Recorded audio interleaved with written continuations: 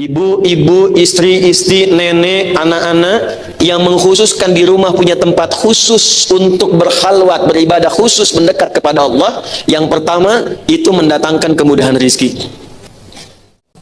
Saya berikan rahasia besar, Bu, ya. Sekali lagi, ini hanya di antara kita. Kalau ibu jaga ini karena Allah, maka Allah akan hunjamkan kepada hati suami untuk terus membersamai ibu dalam kehidupannya, sekalipun ibu tidak sedang di sampingnya. Nah, maka ayat ini ingin mengatakan, duhai para ibu, aku telah ciptakan engkau istimewa, kata Allah. Ada hal-hal yang baik dalam dirimu, maka keluarkan, eksplor itu dengan jiwa takwamu, supaya terlahir keturunan-keturunan yang hebat. Kalau perempuan, dia afiat. Kalau laki-laki, dia kuat dalam kebaikan. Bagaimana caranya? Preman sepreman-premannya, lihat ibu berjilbab rapi, bagus, itu untuk menggoda, untuk mengusik, itu sungkan. Ganggu tuh, lewat ulah, buah, gede dosanya. Ganggu tuh, nggak mau, dosanya gede katanya. Itu minimal ada kesan di hatinya, aktif jiwa takwanya. Sepreman-premannya, kalau ibu menjaga hukum Allah, ibu terjaga. Tapi sebaliknya, ketika ada perempuan berusaha membuka bagian yang seharusnya dia tutup, yang sudah Allah jaga, maka yang aktif di lawan jenisnya itu nafsunya. Itulah sebabnya kenapa perempuan itu dijaga dari auratnya, supaya apa? Satu, tidak terganggu dan terlukai dirinya. Yang kedua, tidak terpancing keadaan nafsu dari dalam pasangannya, sehingga dengan munculnya nafsu itu bisa mengganggu kehormatan dirinya. Itu poinnya. Jadi kalimat ini nggak benar kalau ada aktivis, ya, feminis macam-macam mengatakan yang penting pakai pakaian terhormat. Itu mah laki-laki aja yang nafsunya begitu. Nah, nafsunya itu muncul karena perilaku Anda. Itu poinnya. Ya, itulah sebabnya kenapa Allah tutup, supaya kehormatan ibu terjaga, yang lain tidak terganggu. Jelas gak? Ini kisah nyata di Amerika. Satu kali, seorang perempuan berjilbab, ini kisah nyata, sedang lewat, Bu, malam-malam. Allahu Akbar, ketika lewat, ternyata ada beberapa preman sedang nongkrong.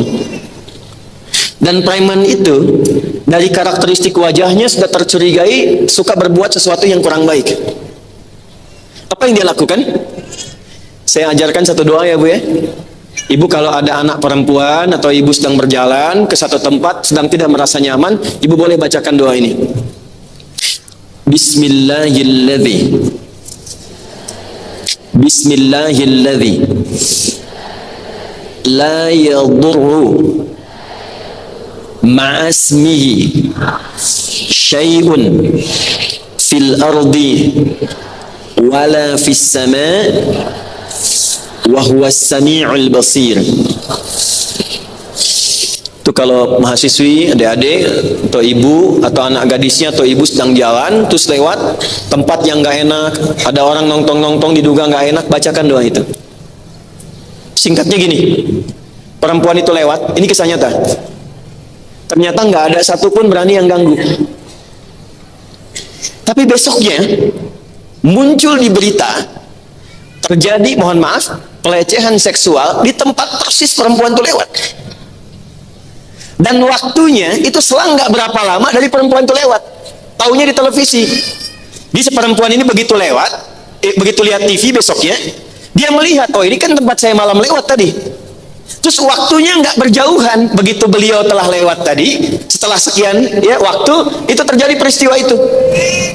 Maka secara singkat, pelakunya itu karena terduga, terlihat kan lewat CCTV, ada beberapa keadaan, ditangkap, tapi untuk memastikan harus ada saksi.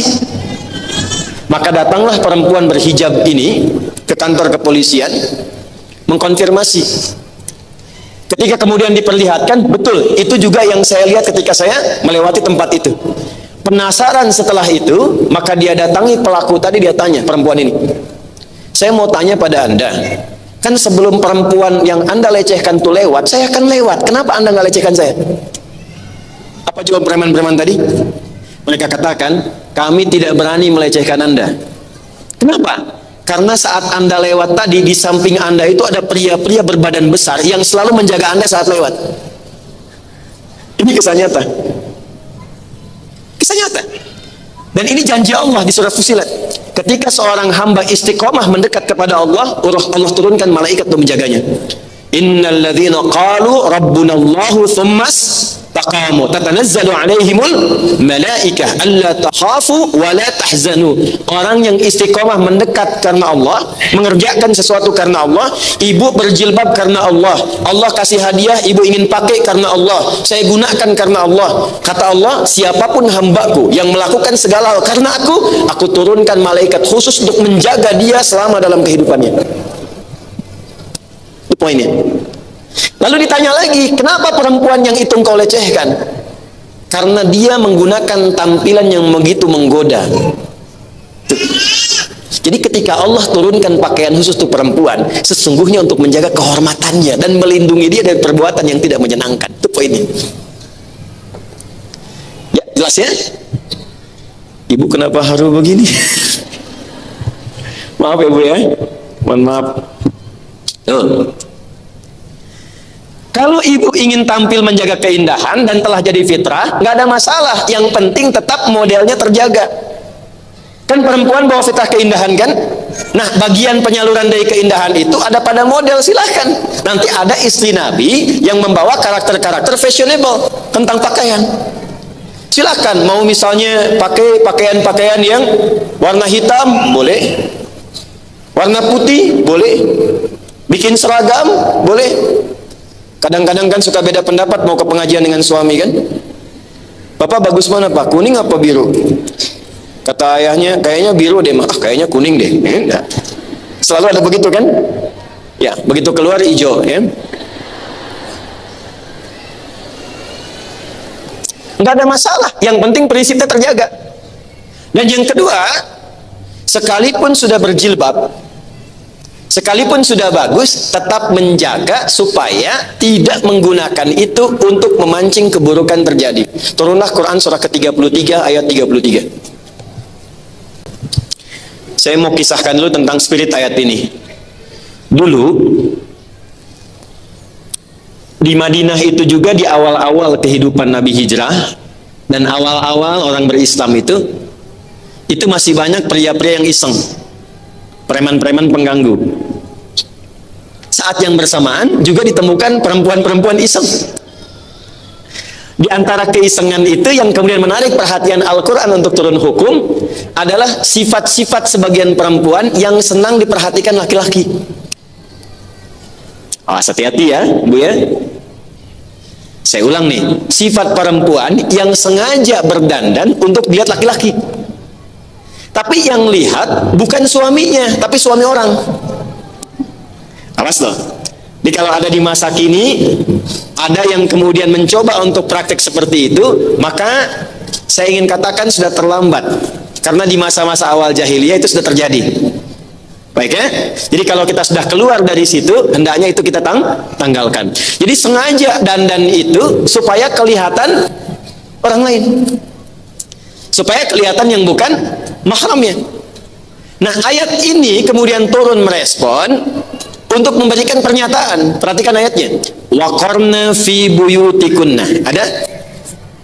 Awas, jangan salah mengartikan ya. Dan hendaklah para perempuan itu lebih baik diam di rumahnya. Kalau ibu baca ayat ini dengan terjemah saja, besok nggak akan lagi pengajian terjadi seperti ini. Semua di rumah. Lebih baik online daripada melanggar ayat, katanya. Karena itu penting ngaji tafsir. Kenapa turun ayat ini? Ayat ini respon kepada perempuan-perempuan yang biasa dandan supaya ingin kelihatan yang bukan mahramnya. Dia sudah punya suami, ingin dilihat oleh suami orang. Dia belum bersuami, tapi ingin dilihat oleh yang bukan mahramnya, yang terlihat hal yang nggak boleh dilihat. Nah, kata Allah, daripada kamu mencelakai diri sendiri seperti itu dan turun kehormatanmu, lebih baik diam di rumah daripada berlaku demikian. Jelas? Sekarang nggak keluar rumah udah bikin status, ceklik foto. Awas, hati-hati ya. Daripada Anda menggunakan model walaupun berjilbab bagus, tapi niatnya bukan karena Allah, niatnya hanya untuk keluar supaya diperhatikan orang di luar rumah yang bukan mahramnya. Kalau bahasa kitanya begini, daripada berhijab hijabnya syar'i tapi pengen dilihat yang bukan mahram, lebih baik diam di rumah pakai daster dilihat suami. Paham? Jadi bagian kedua pun, walaupun pakai jilbab sudah bagus terjaga, tetap niatnya lakukan karena siapa? Saya berikan rahasia besar, Bu, ya. Sekali lagi, ini hanya di antara kita. Kalau ibu jaga ini karena Allah, maka Allah akan hunjamkan kepada hati suami untuk terus membersamai ibu dalam kehidupannya, sekalipun ibu tidak sedang di sampingnya. Saya ulang, ya, kalau ibu lakukan ini karena Allah dan ibu sudah berumah tangga, ada suami, maka Allah akan hunjamkan sifat kasih yang dalam pada suami sehingga ia terus mengingat dan membersamai ibu sekalipun ibu sudah tidak di sampingnya. Saya tanya ibu, ya, ibu pernah dengar kisah ini nggak? Kalau Nabi Muhammad itu tidur dan beliau kemudian mengigau menyebut nama orang, yang disebut siapa? Khadijah. Kenapa? Karena Sayyidah Khadijah sudah mempersiapkan sebelum menikah dengan Nabi, itu sudah persiapan diri akan melakukan semua tujuan hidup berumah tangganya karena Allah. Silakan ibu baca sirahnya Sayyidah Khadijah. Itu beliau sudah persiapkan sebelum menikah dengan Nabi. Karena itu yang beliau cari itu yang dekat dengan Allah. Sudah ada viral, akan ada informasi dari saudaranya, ya, yaitu Warakah bin Naufal, akan ada Nabi lahir di sini. Itu beliau itu setiap yang lamar itu hampir setiap waktu datang melamar tolak, karena beliau menginginkan calon suaminya itu yang diridhoi oleh Allah. Maka ketika mendapatkan Nabi Muhammad pun, pelayanan beliau kepada Nabi bukan sebatas karena suaminya, beliau lakukan untuk mendapatkan ridha Allah.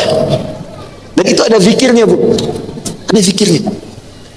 Sehingga Allah tanamkan cinta yang dalam kepada diri Nabi, walaupun status beliau Nabi, Rasul, orang paling agung. Ya, kata Allah tuh begini di Quran. Kalau ibu ngaji Quran nanti diberi pilihan. Muhammad SAW, pilih semua perempuan dimanapun yang engkau inginkan, engkau pilih untuk dinikahi, aku ridai. Tapi hanya Nabi menyebut Khadijah. Itu poinnya. Jadi kalaupun ibu berjilbab, lakukan karena Allah. Beraktivitas di rumah tangga, lakukan karena Allah. Nanti insya Allah, Allah lapangkan hatinya. Bukan cuma dilebarkan jilbabnya, hatinya dilapangkan. Kalau ibu kerjakan karena suami, capek, Bu. Ibu sedang masak, siap-siap, kadang-kadang nggak dimakan. Mau berangkat, pakaiannya disiapin, kan kadang-kadang cuma dilihat, bukan itu yang dipakai, capek. Ya. Tapi kalau ibu kerjakan karena Allah, Allah itu menghargai prosesnya, bukan hasilnya. Mau suami makan, tidak makan, ibu masak itu sudah dapat pahala. Ini saya tanya ibu itu, maaf ya, ibu itu bekerja segala hal dengan suami, ibu lakukan karena cinta suami atau karena Allah? Karena Allah. Alhamdulillah. Jadi kalau ibu kerja ini, ibu ngaji ke sini nih, ibu ngaji ke sini karena Allah, karena ustadznya.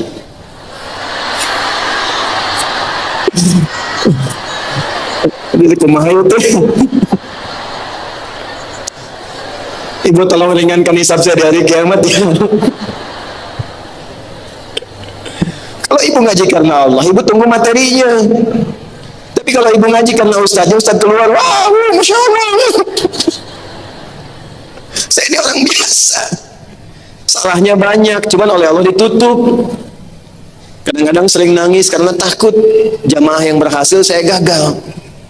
Kita ngajar tiap hari, Bu, tapi nggak tahu berhasil nggak dalam pandangan Allah. Yang saya butuhkan ibu doakan juga, bantu supaya Allah ya, tanamkan keikhlasan, jauhkan dari sifat buruk, macam-macam. Ya, itu yang penting, karena yang paling berat itu pengajar itu. Yang paling berat itu di hari kiamat, muridnya berhasil, gurunya gagal. Tuh, hati-hati ya. Balik ke sini. Yuk kita tenang lagi ya, pelan-pelan. Jadi kalau saya tadi kencang, intonasi tinggi, karena rasa sayang saya supaya apa yang Allah sudah berikan ini terjaga. Jelas ya? Jadi tentang jilbab, paham spirit di balik itu? Jelas ya? Kemudian juga kita belum masuk pada kelembutan, kita baru masuk di sini. Yang kedua tadi, walaupun pakai jilbab, jaga kehormatan itu. Dan jangan sampai disalahgunakan. Tadi baru waqarna fi buyutikunna. Yang kedua, wala tabarrujna tabarrujal jahiliyatil ula. Yang ini lebih keterlaluan lagi, pakai pakaian untuk maksiat. Ibu pernah lihat nggak kalau di India itu perempuan pakai gelang di kaki itu jing supaya kedengeran kan, supaya terlihat oleh lawan jenis ya. Nah itu jahiliyah banyak yang begitu, banyak. Kaki pakaian gelang 2 kilo misalnya kan, jalan ini jing kelihatan gitu kan. Nah itu supaya tertarik dan terjadilah maksiat. Nah sekarang saya tidak akan highlight yang tidak berjilbab. Yang saya highlight itu adalah kok bisa Allah sudah kasih hadiah untuk menjaga kehormatan dirinya, kok dipakai untuk berbuat sesuatu yang maksiat. Saya tuh paling sedih kalau ada perempuan yang tertangkap misalnya melakukan pencurian dalam tanda petik, ternyata dia sengaja gunakan jilbab. Pura-pura pakai jilbab ikut i'tikaf, tiba-tiba handphone jamaah hilang. Sampaikan ini ya, tolong kalau pesan saya sampai ini, orang yang sengaja berbuat maksiat dengan jilbabnya dan dia kenakan itu untuk bermaksiat, itu dosanya 2 kali lipat dibandingkan dengan orang yang bermaksiat biasa. Jelas ya? Tapi sebaliknya kadang-kadang kesal, tapi juga pembuktian dari fitrah keislaman sebagai perempuan. Ada perempuan yang kalau sedang maksiat tidak berjilbab, nipu tidak berjilbab, berbuat buruk tidak berjilbab, tapi ketika ditangkap sama polisi, disiapkan, kemudian ditampilkan, kok pada pakai jilbab. Keselnya itu seakan-akan yang melakukan perbuatan yang berjilbab, padahal sebelumnya tidak.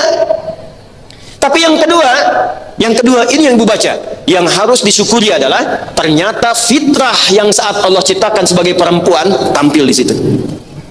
Karena dia merasakan yang bisa meringankan hukuman dia dan menghilangkan persepsi orang supaya dia dianggap baik itu jilbabnya. Itu diakui. Jadi pelaku maksiat pun masih mengakui bahwa jilbab itu kehormatan. Makanya ketika dia dirilis keluar, dia pakai jilbab. Dan kalau dia ingin melunturkan naluri hakim supaya senang dan mengurangi hukuman, nggak tanggung-tanggung, pakai jilbabnya yang panjang. Coba lihat. Itu fitrah, Bu. Pelaku maksiat saja sudah tahu tentang itu. Paham ya?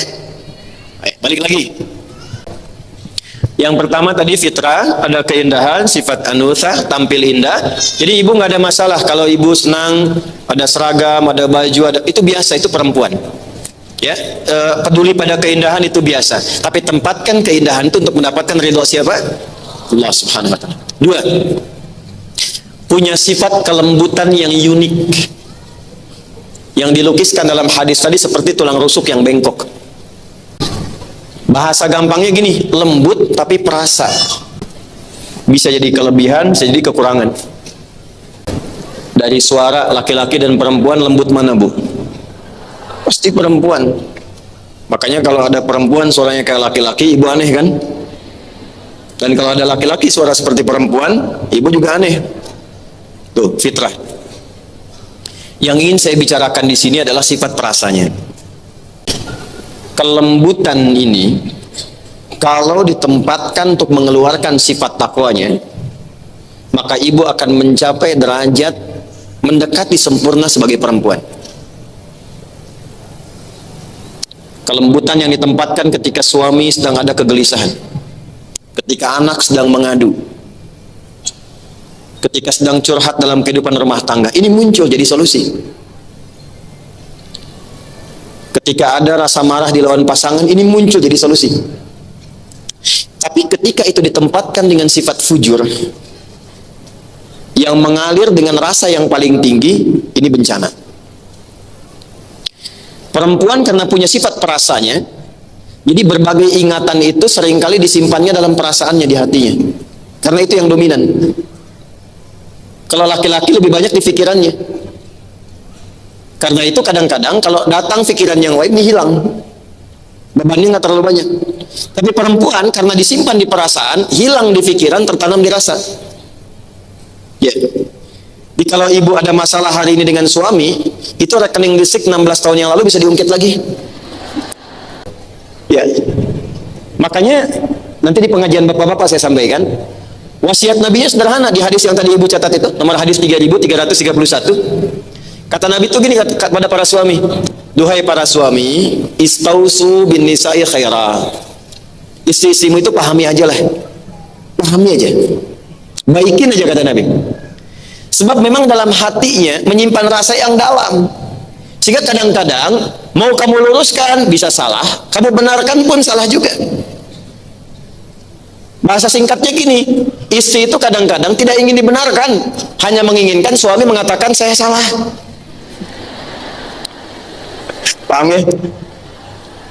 Ya kan? Para istri itu nggak ingin dibenarkan, nggak ingin dianggap benar, cuman pengen suaminya ngaku salah gitu. Dan dalam bab itu yang keluar banyak kan, bla bla bla bla bla bla bla bla keluar semua ya. Itulah sebabnya kenapa disebut mar'ah, yang menyimpan kehormatannya dalam jiwanya. Kalau dia keluarkan itu jadi imro'ah. Makanya istri-istri pembesar dalam Quran disebut imro'ah, imro'atul aziz. Istrinya seorang perdana menteri di masa era Nabi Yusuf alaihissalam yang menggoda Nabi Yusuf itu, imro'ah. Sudah? Tapi kalau dia tanamkan dalam dirinya disebut muru'ah. Pribadinya disebut dengan mar'ah. Dari huruf mim, ra, hamzah, ta ada kata mir'ah. Ada mar'ah, ada mir'ah. Hurufnya sama, harokatnya beda. Mar'ah itu perempuan yang menyimpan keadaan rasa dalam jiwanya. Mir'ah itu cermin yang menyimpan rahasia di dalam bentuk-bentuk materinya. Makanya ada peribahasa mengatakan al-mar'atu kal mir'ah, perempuan seperti cermin. Jadi jangan heran kalau ibu kemana-mana suka ngaca. Periksa di dompet ada cermin. Turun dari mobil lihat spion. Mau ke sini masih lihat kaca masjid. Tapi kan, udah duduk pastikan lagi. Selesai. Tapi poinnya bukan itu. Ini sering saya katakan dan sering saya tanyakan di sini. Ibu kalau bercermin di kaca, lalu cerminnya dilempar pecah, bisa nggak dipakai untuk bercermin lagi? Jangan salah, bisa. Bisa cermin itu dirapikan lagi, kan? Jelas ya? Dirapikan bisa, tapi tidak memantulkan bayangan yang sempurna. Nah, sifat perempuan sama. Kalau dia terlukai, cepat memaafkan, tapi sulit melupakan apa yang dialami.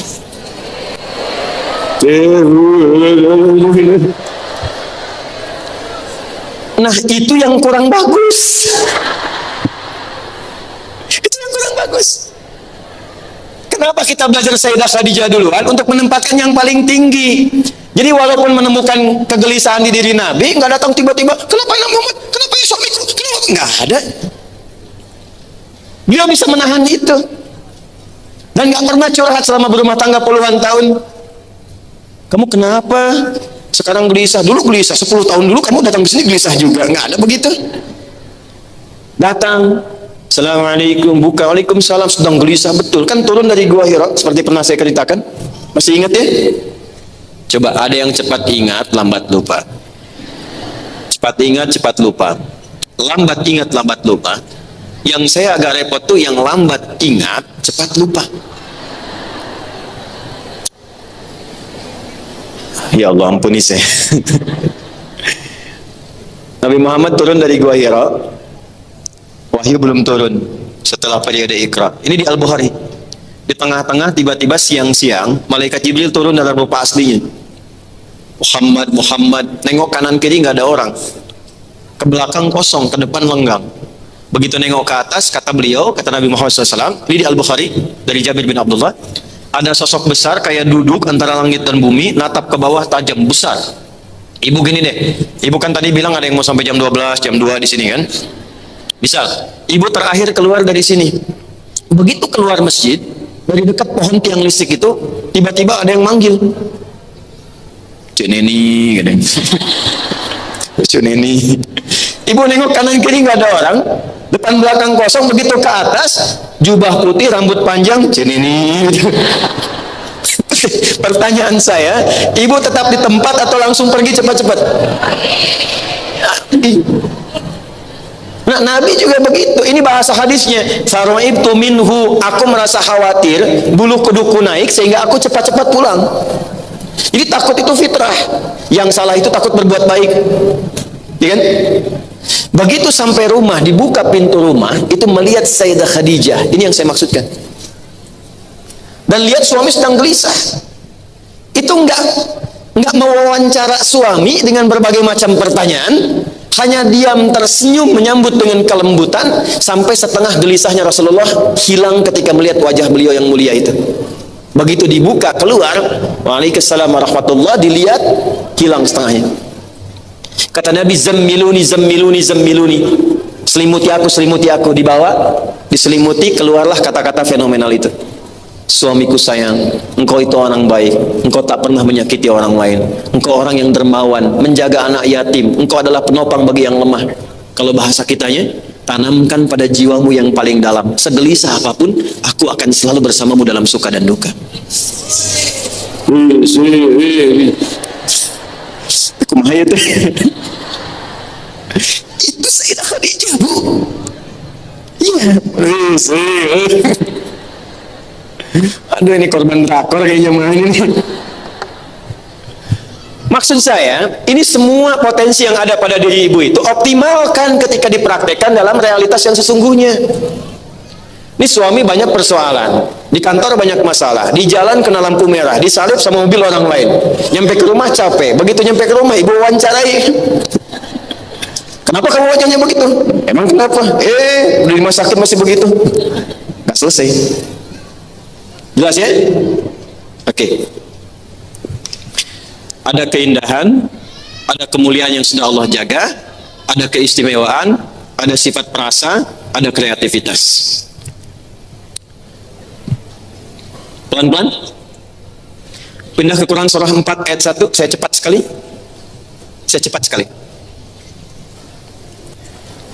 Karena saya mau tempatkan sebagai anak, sebagai istri, sebagai ibu ke nenek. Setelah itu baru kita kembali ke istri Nabi Sallallahu Alaihi Wasallam. Saya punya waktu kurang lebih 15 menit lagi, jadi kita bisa optimalkan. Ya ayyuhan nasu, ada? Sudah? Ibu masih ingat nggak tadi yang saya sampaikan? Kalau ibu ingin mengoptimalkan semua fitrah manusia, fitrah perempuan yang baik itu, dikeluarkannya dari jiwa apa tadi? Masih ingat? Takwa ya? Karena ada nafsu, ada takwa kan? Ada fujur, ada takwa. Sekarang lihat Quran surah 4 ayat 1. Ya ayyuhan nasu taqu rabbakumul ladzi khalaqakum min nafsin wahidah wa khalaqa minha zawjaha. Highlight ini. Hei semua manusia, tingkatkanlah takwamu kepada Allah yang telah mencipta, merawatmu, peduli dengan engkau. Rabb itu yang peduli, yang merawat, memberikan semua kebutuhan dan kebaikan. Bawa ini ke kalimat perempuannya, wa zauj di situ.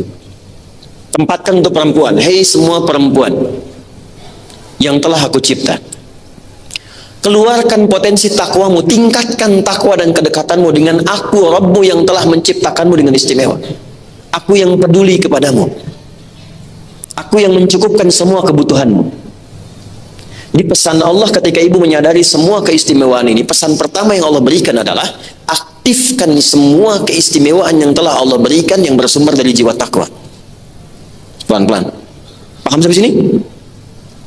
Kemudian wa khalaqa minha zawjaha wa batta minhuma rijalan katsiran wa nisaa. Perhatikan, kalau ibu mampu mengoptimalkan itu, kemudian ibu hidup sampai berumah tangga pun berpasangan, akan terlahirlah anak-anak yang kuat, baik lelaki atau perempuan. Ini menunjukkan kesan bahwa seorang ibu yang hebat, yang mampu mendekati Allah dengan takwanya, itu ternyata akan menular kebaikan ketakwaan itu yang bermanfaat untuk anak-anaknya, mau laki-laki atau perempuan. Makanya saya sering katakan, jurusan terbaik untuk perempuan itu jadi perempuan yang solehah.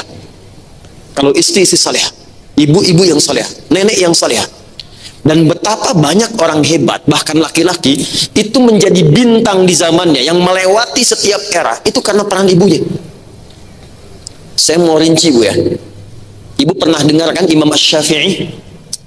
Bu, dikenal sampai sekarang itu, ibu jangan kira cuma ayahnya. Yang berjuang maksimal itu, ayahnya kan meninggal, ibunya.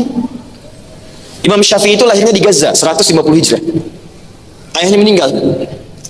Bu, ini saya sampaikan penting sekali. Yang gendong dari kecil itu ibunya. Ibunya yang memulai ketakwaan kepada Allah, mendekati Allah, rajin sholatnya, lalu diwariskan pada anaknya. Beliau yang gendong Syafi'i kecil tawaf keliling Ka'bah, disimpan di halaqah para ulama, kemudian dibawa untuk menyatu dengan Arab Badui supaya tahu bahasa mereka yang bening, sehingga sama dengan bahasa Quraisy. Itu ibunya. Muridnya Imam Syafi'i, Imam Ahmad, lahir 164 Hijrah. Itu viral dalam kisah. Imam Ahmad itu hafal 1 juta hadis. Ibu tahu bagaimana kesolehan ibunya? Ibunda beliau saking dekatnya dengan Allah, dan kedekatan itu ditularkan kepada anaknya. Itu Imam Ahmad selalu dibangunkan menjelang subuh itu, sampai dalam musim dingin pun dimasakin air dulu, diwudukkan dengan air hangat. Walaupun dalam masa haidnya itu digendong, diantar ke masjid, ibunya nunggu di luar. Selesai dengan para ulama, balik lagi. Itu berkah ibunya. Ibu buka kitab Fathul Bari 16 jilid, buka jilid pertama di mukaddimah. Imam Al-Bukhari itu ibunya luar biasa. Beliau lahir, ayahnya meninggal dunia, usia sekitar 2 tahun menjelang 4, itu matanya divonis buta permanen. Tapi ibunya, dia punya mihrab, hamparan sajadahnya, dekatnya dengan Allah, doanya luar biasa. Anaknya diganti dari matanya yang tidak melihat itu dengan kecerdasan dalam jiwanya. Sekali dibacakan langsung ingat. Dan ibu mau bacakan berapa banyak pun bisa diulang dari awal, titik komanya sama. Al-Bukhari. Saya bacakan 10 hadis. Misal, jangan saya lah, ulama Irak ngundang Al-Bukhari, dibacakan 10 hadis, diacak bu.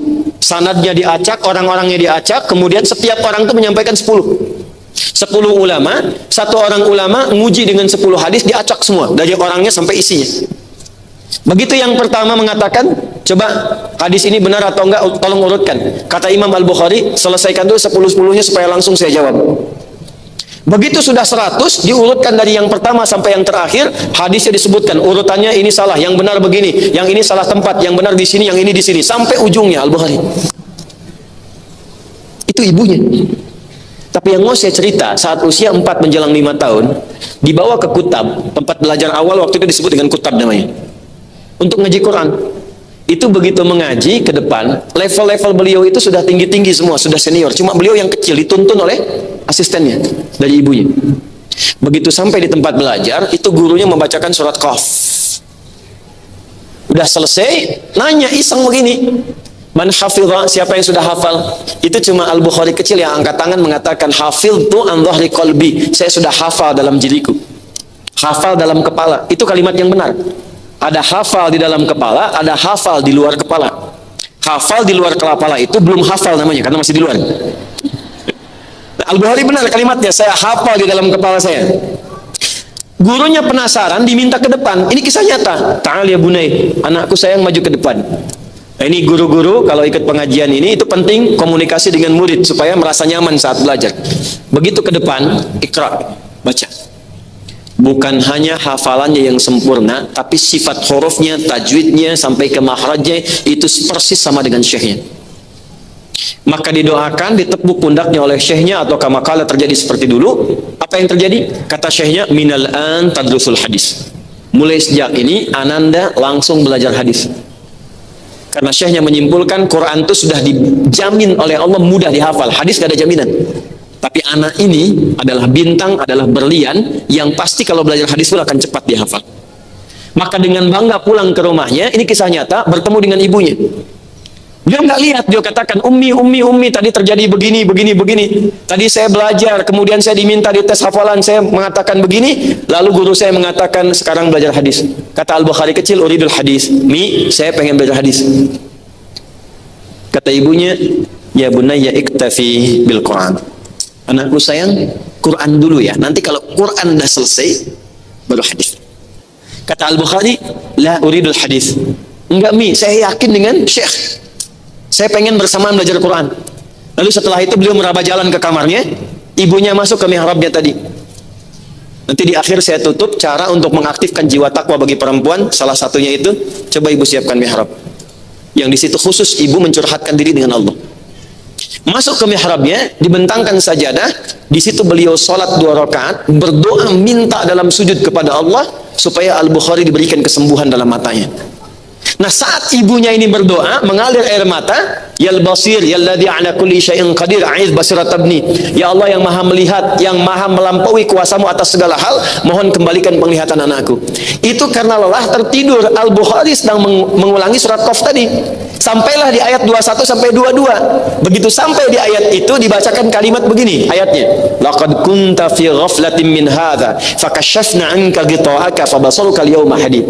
Ayat ini sebetulnya berbicara tentang hukum akhirat yang semua orang tak melihat, dibuka oleh Allah pandangannya supaya melihat. Maka keberkahan ayat ini diturunkan pada Al-Bukhari ketika sampai pada kalimat laqad kunta fi ghaflatin an hadza. Dulu pandanganmu tertutup, gak bisa lihat. Fakashafna anka ghita'aka, maka mulai hari ini kami buka singkapan pandanganmu, fabasaruka al-yawma hadid, mulai detik ini kamu akan melihat lagi dengan tajam. Itu yang menurut medis butanya permanen. Seketika terbuka pandangannya, ibunya mimpi ketemu Nabi Ibrahim, disampaikan bahwa anakmu akan melihat lagi. Karena nama Al-Bukhari itu bukan nama asli.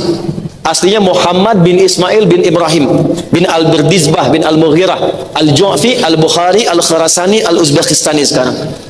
Jadi Muhammad bin Ismail bin Ibrahim. Kalau ibu namakan nama orang-orang soleh, itu artinya tafaul, ingin mengikuti jejak kemuliaan mereka. Nah, di antara kemuliaannya Allah dekatkan sifatnya. Maka ketika ibu Imam Al-Bukhari berdoa, datang Nabi Ibrahim dalam tidurnya mengatakan, anakmu dapat kabar gembira dari Allah, akan melihat lagi. Anaknya mengulang Quran. Begitu tertidur, ini mengulang Quran sampai ke kalimat tadi, langsung dia kaget bangun, dia panggil ibunya. Ummi laqad ra'ait. Ibu saya melihat lagi, katanya. Ibunya kaget bangun, dipeluk anaknya, ditenangkan. Nih, lihat bahasa ibu, ditenangkan. Ya bunayya rabbama ra'aita biqalbik. Nah, mungkin engkau melihat dengan hatimu. La bal bi'aini, enggak dengan mata saya. Ini ibu pakai baju ini, di sekitar kita ada benda ini. Maka sadar ibunya bahwa anaknya sudah mendapatkan kemuliaan dari Allah, dibuka kembali penglihatannya, keduanya berpelukan. Sejak itulah belajar hadis sampai menghimpun Sahih Al-Bukhari sekitar 16 tahun. Itu ibunya. Nah, maka ayat ini ingin mengatakan, duhai para ibu, aku telah ciptakan engkau istimewa, kata Allah. Ada hal-hal yang baik dalam dirimu, maka keluarkan, eksplor itu dengan jiwa takwamu, supaya terlahir keturunan-keturunan yang hebat. Kalau perempuan dia afiat, kalau laki-laki dia kuat dalam kebaikan. Bagaimana caranya? Maka masuklah ke aspek-aspek peningkatan takwa. Nanti contohnya istri si Nabi tadi, caranya yang ini. Yuk masuk Quran surah ke-30 ayat 21. Wa min ayatihi an khalaqa lakum min anfusikum azwaja litaskunu ilaiha wa ja'ala bainakum mawaddatan wa rahmah inna fi dzalika laayatin liqaumin yatafakkarun. Satu, mencari pasangan yang saleh, atau sekali lagi mencari pasangan yang saleh, atau memohonkan kepada Allah dari pasangan yang Allah titipkan menjadi saleh. Berusaha bersama menjadi saleh. Ini dimulai dalam fase kehidupan rumah tangga. Ibu kan tadi ingin samara kan? Ya kan? Di rumah tangga ingin sakinah, mawaddah dan coba lihat di ayat itu dibuka dengan kalimat ayat. Wa min ayatihi. Ayat disebutkan 64 kali dalam Quran. Dan tidak ada satupun kata ayat di Quran kecuali menunjukkan kedekatan dengan Allah. Jadi bukan sekedar tanda. Di pernikahan itu sering disebutkan begini, dan di antara tanda-tanda kebesaran Allah, gitu kan? Itu kurang lengkap. Tanda itu ada 3. Ada wasmah, ada alam, alamat, ada ayat.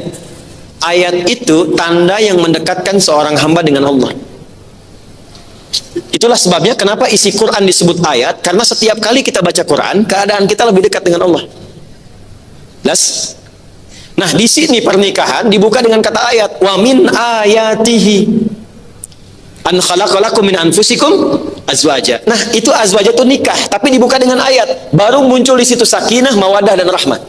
Litaskunu ilaiha sakinah wa ja'ala bainakum mawaddah rahmah. Samara itu pintunya ayat. Jadi kalau ibu ingin samara di rumah tangga, gampang. Buka pintunya dengan kunci ayat. Dekati Allah. Yang punya sakinah siapa? Yang punya mawaddah? Yang punya rahmah? Ibu ingin ketiganya tapi jauh dari Allah, bagaimana bisa dapat? Ayat, dekati Allah. Siapa yang mendekati ayat ini, mendekati Allah ini dengan ayat itu? Satu, karena ini konteks kajiannya untuk perempuan, pertama dimulai dari ibu dulu. Bentuk diri menjadi salihah. Kalau ibu menginginkan suami saleh, bantu ibu dulu jadi salihah. Ya. Ini kan di pengajian ibu-ibu. Di pengajian bapak-bapak saya balik kan. Karena kan berlaku bersamaan. Ya. Jadi bentuk dulu diri ibu nih, apa manfaatnya pasangan ketika melihat misalnya pasangannya belum terlihat lebih baik, jangan dihukumi. Jangan dihukumi. Bentuk dulu kepribadiannya masing-masing untuk menjadi baik. Ibu bentuk dulu salihah. Ibu lihat suami belum semangat sholatnya, ibu dulu yang paling semangat. Nanti terus-terusan melihat ibu, nanti hatinya terketuk sendiri. Ibu nggak bilang pun dia diam-diam itu tepat waktu. Diam-diam. Bentuk dulu diri pribadi. Bagaimana caranya? Satu, dari sekian rumah ibu yang luas itu, siapkan satu bagian menjadi mihrab. Satu bagian aja. Ini konkret ya. Tidak harus satu ruangan. Kalau ibu punya satu ruangan, alhamdulillah nggak apa-apa. Tapi kalau seperti saya, yang saat baru kembali dengan istri itu cuma nyewa petakan, saya tinggal di petakan. Dan tidak ada beda, saya sekarang tidur di karpet, di lantai, di kursi. Gak ada masalah. Kan dunia sementara, besok juga tidur di tanah kan. Gak ada masalah. Apa yang besar dari dunia ini? Ya, kenapa harus begitu dibanggakan? Bukan aib bu, ngontrak tuh bukan aib. Ya, toh kita juga ngontrak di dunia. Besok-besok pulang. Gitu. Jadi nggak usah terlalu apa ya, dengan gambaran dunia, ngobrol ini itu hanya menuntut Anda itu menjadi lebih lelah dalam kehidupan dan lupa bekal untuk dibawa pulang. Ya. Saya turunkan yang bagian terakhirnya. Hamparan sejadah aja bu. Saya cuma 3 petak depan untuk terima tamu, yang tengah itu untuk kami, ya. Kemudian yang belakang untuk ibadah dengan dapur. Itu cuma sehamparan sejadah. Di situ saya berdoa, di situ saya doa, di situ saya jamaah, itu sholat bersama. Makan nggak pernah di situ. Mihrab itu tempat khusus yang digunakan untuk bermunajat kepada Allah saja. Berkhalwat. Ya, khusus untuk Allah saja. Doa di situ, baca Quran di situ, curhatnya di situ, bu. Dari mana dalilnya? Quran surah ketiga ayat 37. Untuk perempuan saya khususkan Maryam. Maryam itu disiapkan mihrab oleh orang tuanya. Apa rahasia mihrab itu? Satu, mempercepat kedekatan dengan Allah. Tapi tolong ya bu ya, hanya untuk ibadah saja. Jadi selain urusan ibadah, keluar dari situ. Termasuk bikin status. Ceklik, maaf dan di mihrab ya. Gak usah keluar. Itu hanya untuk ibadah dan curhat. Ibu punya masalah, curhat di situ. Sujud di situ. Ada anak misalnya sulit dengar ibu, curhatkan di situ. Itu nasabnya nanti ada ilmu sanadnya ke Nabi Yakub. Quran surah 12 ayat 86. Di Nabi Yakub itu kalau masalah ada di anaknya, ngeluhnya cuma sama Allah. Bahasanya tuh indah. Kalau bahasa bebasnya begini, ya Allah, engkau yang percayakan kepadaku, engkau yang titipkan kepadaku, aku telah berusaha seperti engkau yang telah perintahkan kepadaku, aku yakin pasti ada kebaikan yang telah engkau tetapkan untukku. Innama ashku bathi wa huzni ila Allah. Aku tuh kalau ngadu cuma sama Allah. Jelas? Yuk, Quran surah ketiga ayat 37, saya bacakan cepat.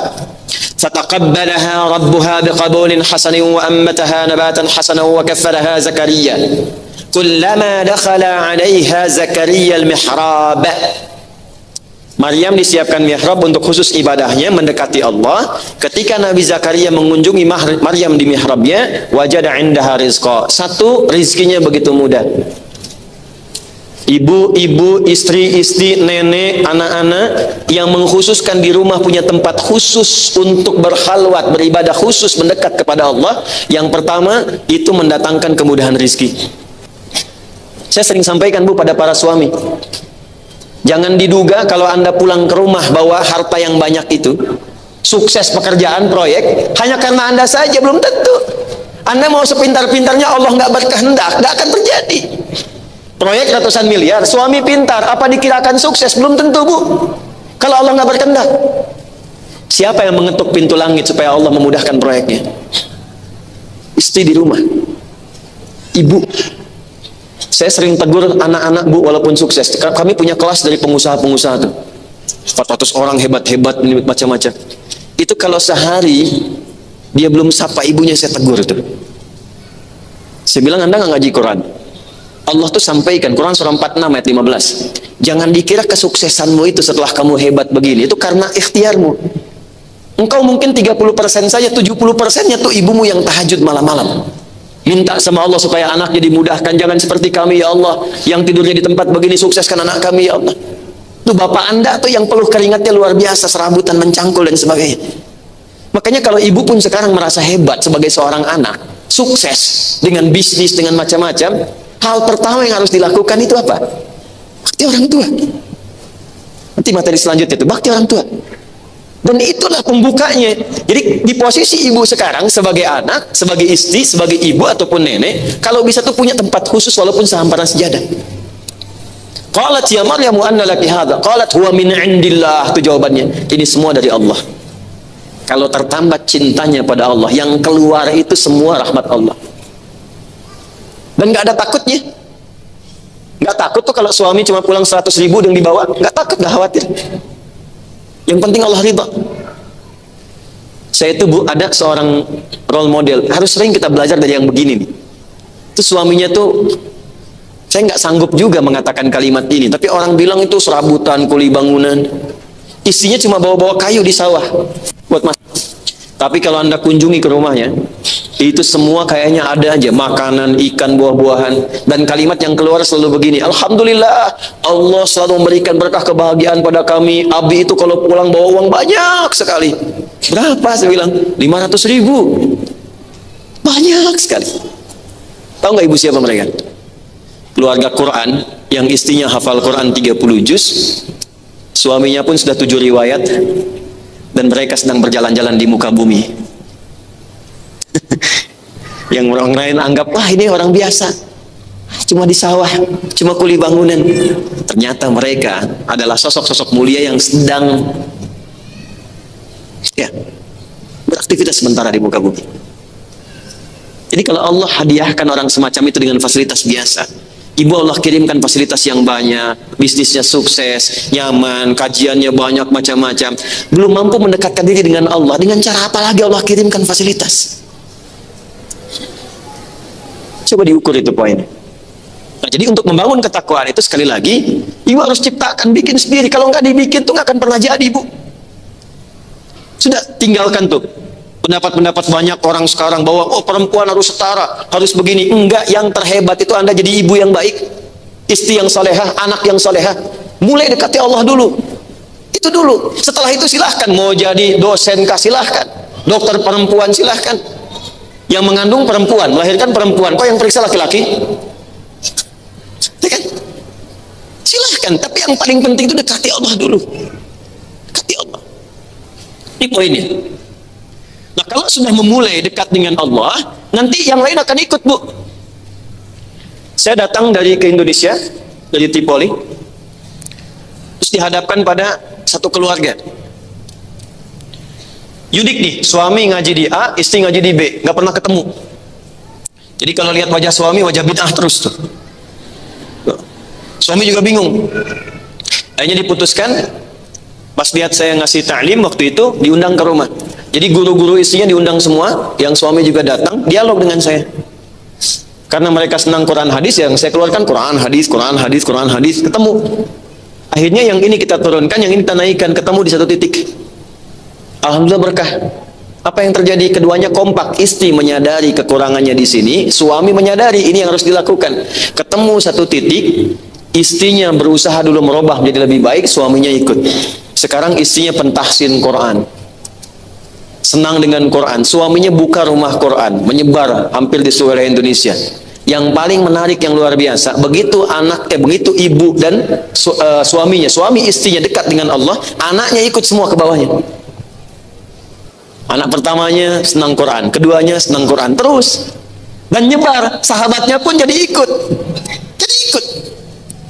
Itulah keindahannya, Bu. Jadi jangan vonis lu suami saya begini, kenapa nggak seperti ustadz dia? Itu yang Allah kirimkan, itu yang ibu rawat. Ibu dihisab dengan suami ibu, bukan suami orang. Catat itu. Bikin status. Anda dihisab dengan suami Anda, bukan suami orang. Makanya saya sering katakan, jangan terlalu banyak berharap kepada saya atau siapapun, sepanjang Allah sudah kirimkan pasangan hidup yang baik.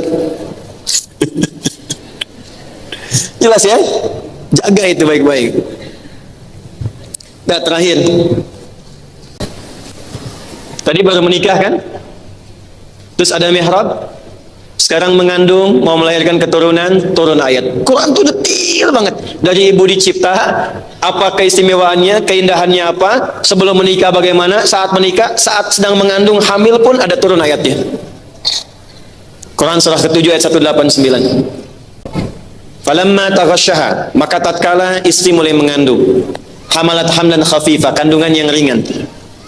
Sampai kemudian ke kalimat falamma athqalat, ketika kandungan mulai berat, usia 7 bulan, 8 bulan menjelang persalinan. Lihat ujung ayatnya. Lihat ujung ayatnya. Da'awallaha rabbahuma la in ataitana salihah lanakunanna minasyakirin. Kalau istri sudah menjadi salihah, suami ikut, nanti secara otomatis keturunannya akan dijaga oleh Allah. Refleks suami istri itu ketika bahkan dalam kandungan akan memperbanyak doa kepada Allah supaya yang lahir anak-anak yang saleh. Itu poinnya. Ya Allah, sekiranya Engkau menganugerahkan anak yang saleh kepada kami, kami akan sangat bersyukur, dan itu menghilangkan semua rasa sakit yang sedang dirasakan oleh istriku. Jadi adabnya begini, kalau istri mengandung, itu suami berdoa. Bukan hanya istri yang berdoa, dua-duanya. Dan saling mensupport. Nah, itu tidak mungkin bisa terjadi kecuali apa? Ibu bentuk dulu sebagai karakter salihahnya muncul dalam kehidupan dengan jiwa takwanya. Jadi kesimpulan cepatnya adalah, inilah diantara karakter-karakter perempuan yang ditampilkan dalam Al-Quran. Dari mulai keindahannya, kenapa mesti berjilbab, dari mulai keadaan hatinya yang kadang perasa tapi lembut, ya, kemudian dari mulai perangai dalam kehidupannya, ditempatkan sebagai pribadi, sebagai istri, sebagai ibu, sebagai nenek, dan turunan-turunan lainnya. Kalau kita ingin melihat lebih jauh tentang praktek ini, bagaimana detil prakteknya, kalau sholatnya seperti apa, kan ada mihrab kan, tapi belum tahu sholatnya kan, seperti apa tuh, dari mana ilmunya, bagaimana membawa jiwa takwa saat masak, bagaimana membawa jiwa takwa saat suami sedang bertugas di pekerjaannya. Tidak ada praktek paling sempurnanya kecuali pada istri-istri Rasulullah Sallallahu Alaihi Wasallam. Itulah sebabnya kenapa Nabi hampir semua aktivitas yang penting di dunia beliau melakukannya. Beliau pemimpin, beliau pernah berbisnis menggembala kambing, beliau pernah berjualan sampai juga merantau keluar. Ya, beliau juga pernah merawat orang-orang sekitaran. Semua aspek itu sehingga pendamping beliau mudah untuk diteladani. Nah, ibu sekalian, semua optimalisasi kesempurnaan dari sifat ini, contoh paling optimalnya Sayyidah Khadijah. Jadi kalau ibu bisa belajarkan dan keluarkan sifat-sifat yang pernah kita bahas dulu, itu insya Allah samara bisa dibawa ke dalam kehidupan rumah tangga. Tapi kalau ingin belajar detailnya, kita harus turunkan setiap karakter istri Nabi supaya sesuai dengan apa yang akan ibu pilih. Insya Allah pertemuan berikutnya kita akan masuki kepada sesi yang baru lagi pada istri Nabi SAW yang kedua, yaitu Sayyidah Aisyah radhiyallahu taala anha. Sayyidah Khadijah sudah, karakternya sudah. Jadi saya mohon mudah-mudahan ada perubahan setelah kembali dari sini menjadi lebih baik, dan yang paling penting adalah istiqomah. Ya, istiqomah.